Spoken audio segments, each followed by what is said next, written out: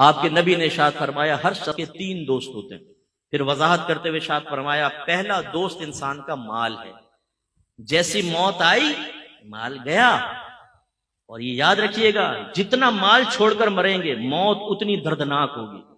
آپ کی land Cruiser ادھر، جوتے، موزے، کپڑے، بڑا محل، جتنا آدمی مال چھوڑ کے مرتا ہے اتنی تکلیف زیادہ.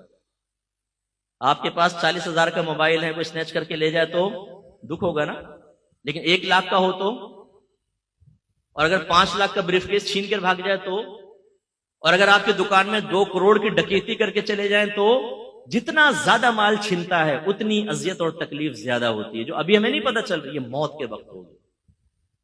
لیکن ہم اس مال کے لیے جس کو ہم چھوڑ کر جائیں گے تو اولاد بعض اوقات نافرمانی میں خرچ کر کے ہمارے لیے گناہ جاریہ کرتی رہے گی، وہ تربیت تو ہوتی نہیں، اور چھوڑ کر ہی جانا ہے. اس کے لیے چاہے جھوٹ بولنا پڑے، فراڈ کرنا پڑے، وراثتیں دبانی پڑے، رشوتیں لینی پڑے، دھوکہ دینا پڑے، حتیٰ کہ قتل تک کروانا پڑے. مروا دیتے ہیں لوگوں کو پیسے کے لیے، لیکن یہ مال حاصل ہو جائے. جیسی موت کا جھٹکا آئے گا گئے. حضرت سیٹھ جی کو فکر تھی 1-1 کے 10-10 کیجئے، موت آ پہنچی کہ صاحب جان واپس کیجئے. بنی اسرائیل کے ایک بہت سیٹ آدمی تھا، اس نے بڑا محل بنایا، بڑا مال جمع کیا، تخت کے اوپر پاؤں رکھ کر سوچنے لگا کہ اب تو میری 7 نسلیں بھی بیٹھ کے کھاتی رہے تو کمانے کی ضرورت، اتنا مال جمع کر لیا. اچانک محل کا دروازہ بجا. اس نے خادم سے کہا جا کر دیکھو کون جاہلانہ طریقے سے بجا رہا ہے. وہ گئے تو دیکھا پورے پھٹے پرانے حال میں فقیر کھڑا ہے. انہوں نے کہا کیا بات ہے؟ کہا اپنے مالک کو میرے پاس بلاؤ. کہا کہ تیرا دماغ خراب ہے، ہمارا مالک تیرے پاس آئے گا، بھاگ یہاں سے. اندر گئے. مالک نے پوچھا کون تھا؟ یہ حضور ایک فقیر تھا، آپ کو وہاں بلا رہا تھا. فرمایا مجھے؟ تم نے مزہ نہیں چکھایا اس کو؟ پھر دروازہ زور سے بجا. خادم بھاگ کر گئے.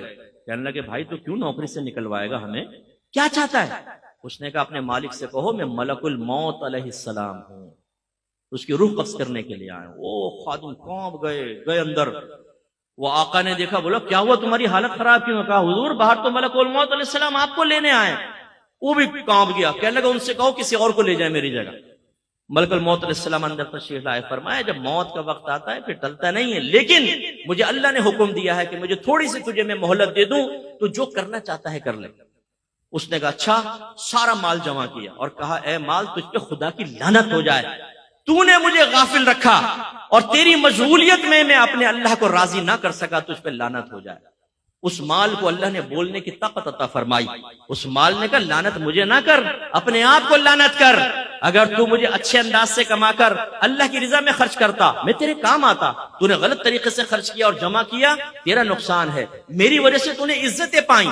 تو اس وقت بادشاہوں کے دربار میں چلا جاتا تھا جب دینداروں کو وہاں سے ہٹا دیا جاتا تھا. اس مال سے تو نے عیش کیا ہے، اپنے آپ کو ملامت کر.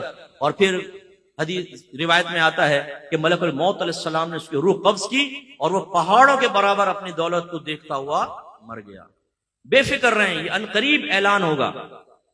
مفتی اکمل صاحب کا انتقال ہو گیا، فلاں کا انتقال سنتے ہیں نا ہم. آپ کا میرا بھی مسجد کے مائک پہ اعلان ہو رہا ہوگا. ہم نے کون سا ایسا آب حیات خضر علیہ السلام سے لے کر پی لیا کہ ہمیں موت نہیں آئے گی، محلے والے مر جائیں گے ہم بچیں گے؟ بہت جلد موت آنے والی ہے. اس لیے اپنا محاسبہ کریں، اپنا احتساب کریں. جو شادی شدہ ہیں اپنی لائف کو شریعت کی طرف لے کر آئیں اور تقاضائے شریعت کو پورا کریں تو نجات ہوگی.